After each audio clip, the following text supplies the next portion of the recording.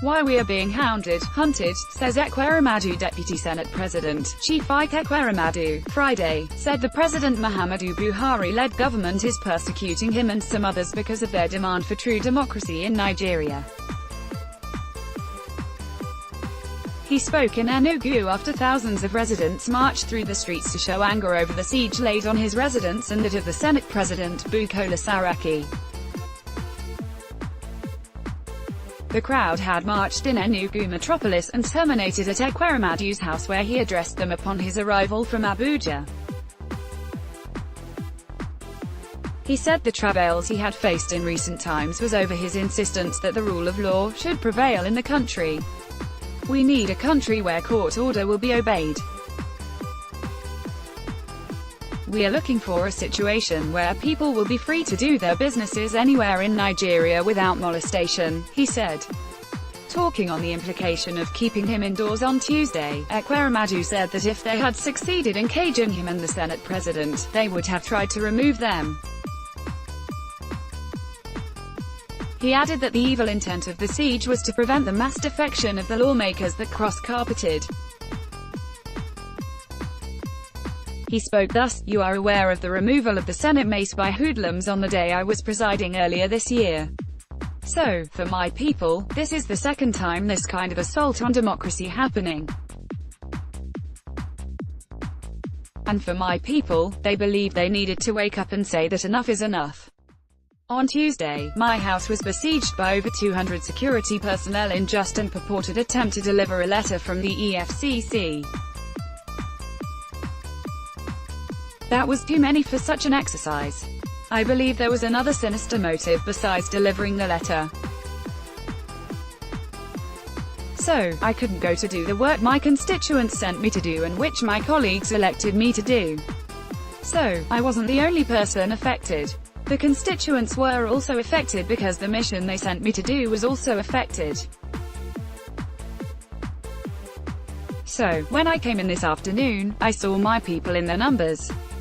They felt they needed to demonstrate their unhappiness.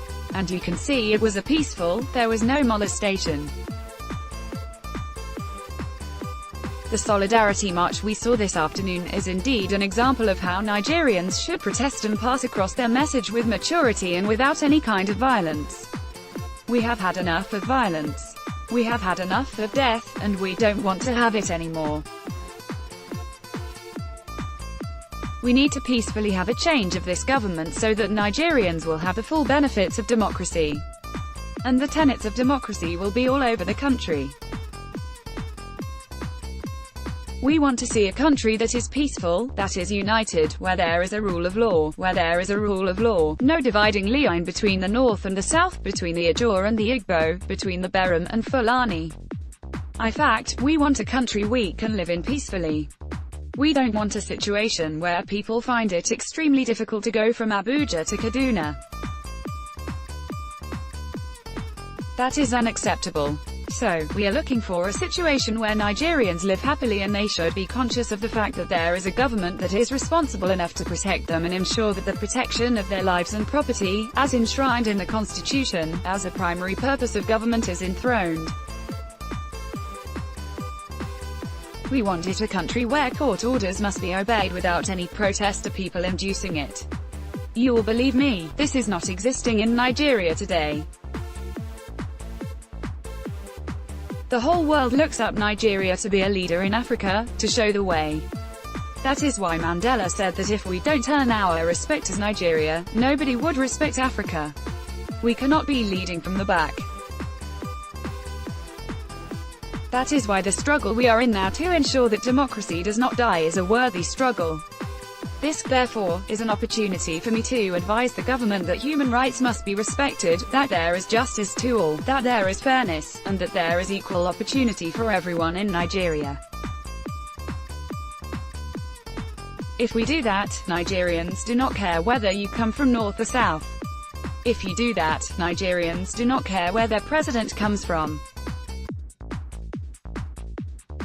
What Nigerians want is an environment where everybody can thrive. for the Igbos especially, who are egalitarian, who move about everywhere. What they want is an atmosphere where they can live in Kano, Kaduna, Maiduguri, and Sagamu and do their business and be sure no one would destroy their property or their lives. Right now, that is not in existence. We believe that the people of Nigeria need to come together so that we enthrone order where these expectations will be met. That is what they call restructuring. We need to come back to the basic tenets of democracy and freedom that our fathers agreed on as the basic principles of government. Unfortunately, those of us who are asking that the correct thing be done are being hounded by the government. So, that is where we have the tragedy of the whole situation. Government must be open to advice and suggestions and must be able to dialogue. Instruments of democracy is dialogue and not force. Those who are advising the government must realize that this is a free society. Nigerians are entitled to their rights, their freedoms, they are entitled to the principles of democracy. There is no way you can continue to harass and chase an institution of government and expect peace to thrive. That is not possible. If you are ensuring that any part of Nigeria is cut off from government, we will have problem. These are little things that can be fixed. All we are asking for is for an opportunity for all of us to sit down and ask how Nigeria can be fixed, on whether he was being intimidated by the development. He said, "I am 56 years old now. I have taken more than average life expectancy in Nigeria. I know it is not over, but I'm psychologically ready to go through this trauma. I refuse to be intimidated. I am going to do the work for which my people elected me. All I am saying is that there is no need overheating the system, just because you want to bring down a system or bring down an institution or you want to bring down certain people in government. These should not be our worry because there are more challenges in the northeast, in the north central, and even in northwest. People are killed every day in Zamfara state and it appears nobody is worried. The life of a Nigerian is no longer worth more than the life of a chicken. People die in their hundreds and we just shove our shoulders as if nothing has happened. It cannot in other societies. I saw a little clip of a police dog that died in America. The dog was given a state burial. The problem with politicians is that sometimes they promise things they cannot deliver. So, they promised them that if they stopped me and the President of the Senate, they would go and remove us with their tiny number and then go ahead to begin to justify it. But this, for me, are crazy ideas, and it is not going to happen. Even if you do that and run away to stop the defection of our colleagues, one day you will resume and we will all come there and stop you from sitting, physically. So, it was such a stupid thing to think about and whoever paid for it must have wasted his money.